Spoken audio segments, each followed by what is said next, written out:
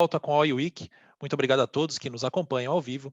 E agora eu convido para a sua Open Talk, Robertson Marczak, Head de P&D da Adama Brasil. Boa tarde, Robertson. Boa tarde, Marco.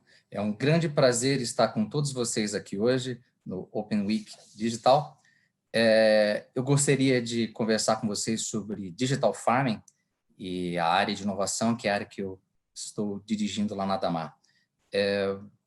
Eu acho que não dá para a gente falar de agricultura hoje sem pensar na evolução digital que está acontecendo nessa modificação tão grande. Eu vou compartilhar alguns slides com vocês para ficar mais ilustrativo. Acho que vocês já devem estar vendo a minha tela. Só um segundo. Ok. Perfeito. Estamos vendo. Perfeito. Já coloquei em modo de apresentação também. Ok. Então, como eu disse a vocês, a Adama é uma empresa que produz agroquímicos. E nós já entendemos há muitos anos atrás que o futuro da agricultura ela vai se fazer da combinação de inteligência, de agroquímicos, de produtos biológicos, tudo isso trabalhando em consonância. A minha conversa ela vai começar com uma provocação. Acho que todos vocês já pararam para pensar que a agricultura é a primeira atividade que toda e qualquer civilização iniciou. Ou seja, tudo depois que veio, seguiu a agricultura, seja a indústria, seja o comércio, a nossa civilização toda foi construída em cima da agricultura. Mas se a gente parar para pensar, será que a agricultura realmente teve a mesma performance em adoção, por exemplo, das tecnologias digitais? Eu quero dizer, não que a gente não tenha ferramentas digitais disponíveis para a agricultura, mas será que nós estamos tirando todo o proveito do que elas realmente podem nos dar?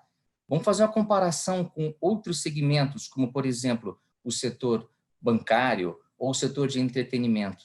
Eles usufruem de uma forma muito mais poderosa toda essa possibilidade de integração digital. E a gente está bem abaixo aí. E isso me leva à seguinte questão para vocês, o que falta ainda em termos de tecnologia digital para a agricultura realmente deslanchar? A minha visão é o seguinte: nós temos muitas ferramentas já à disposição, nós temos excelentes sistemas de medição de clima, de prognose, de temperatura, nós já temos sistemas, por exemplo, de sensores para serem utilizados no solo, ou sistemas para fazerem a predição de estimativa de colheita, ou dados, por exemplo, de coleta de dados de maquinário, como vai ser apresentado por outras empresas, imagem de satélite, dados que são colhidos no campo via aplicativo ou via, por exemplo, sistemas eletrônicos de detecção e os próprios dados de mercado. Mas tudo isso para o agricultor me parece um grande emaranhado. Não é muito claro o que ele vai fazer com toda essa informação. Ele não está conseguindo usufruir dessa capacidade toda, a meu entender, porque ainda falta um ponto básico entre essas componentes todas. Falta uma melhor organização dessa informação, ou seja, ela não está integrada. A sensação que eu tenho hoje é que nós trabalhamos, de certa forma, com uma grande coxa de retalho, onde um sistema não fala com o outro e a gente não consegue extrair o mais poderoso de cada um desses segmentos. E eu acho que é só a partir disso que a gente vai conseguir partir para o futuro de sistemas de predição, de prescrição e o tão sonhado sistemas para tomada de decisão. Mas, se a gente falar em termos práticos, eu gosto de trazer coisas práticas do nosso dia a dia, o que a gente já tem de realidade que poderia ser integrado? O que realmente poderia surtir efeito? A Adama, por exemplo, conta com uma rede de estações meteorológicas que podem gerar informação em tempo real do que está acontecendo nas propriedades rurais. É uma informação que já está disponível.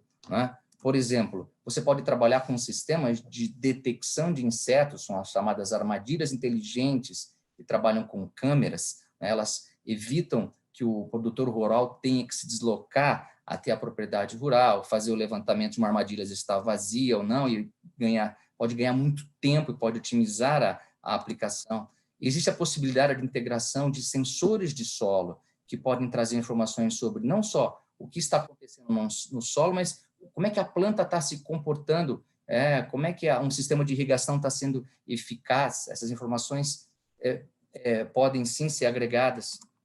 Sem falar nos inúmeros dados de aplicativo. Eu estou dando aqui um outro exemplo, por exemplo, aqui é o aplicativo Adama Alvo, né? Temos mais de 200 mil usuários que funcionam numa espécie de rede colaborativa, onde os agricultores, consultores podem fazer a consulta de pragas, pestes, doenças, fazer o reporte da ocorrência delas nas diferentes regiões do Brasil. Isso pode ser alinhado de uma forma única.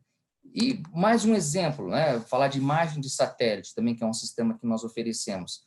É possível se integrar esses dados todos, mas eu gostaria de chamar a atenção de vocês para o seguinte: a gente já passou dessa fase quando você mostrava para um produtor rural uma imagem de NDVI, ele ficava deslumbrado, né? Porque não adianta mais eu mostrar agora um gráfico amarelo, verde, vermelho. O que isso diz para o agricultor? Isso não está dizendo nada para ele. Nós já entendemos que esses sistemas só terão sentido, essas informações todas só terão sentido se a gente conseguir realmente trabalhar com um negócio chamado a agregação de dados e a integração de processos. É isso que eu acho que vai levar a agricultura para um outro patamar, para uma outra forma da gente entender como é que esses dados todos trabalham de forma isolada, como é que eles vão trabalhar de forma conjunta, né? E que todas as empresas procuram fazer hoje em dia. A Damar, a Syngenta, a Bayer, BASF, todos procuram hoje criar sistemas que possam agregar esses dados, né? Eu acho que esse é o caminho para a gente transformar esse espaço analógico que a gente está vendo aí, né, numa grande rede digital. E como é que isso vai acontecer? Eu já disse que primeiro seria a organização dos dados, ou seja, tirar os silos que separam esses dados. Segundo, trabalhar com dados agronômicos, né? Dados históricos, né? Quando eu falo dados históricos, eu não estou me referindo simplesmente a dados de clima ou de satélite, que isso existe em grande abundância. Eu estou falando em dados históricos agronômicos das propriedades.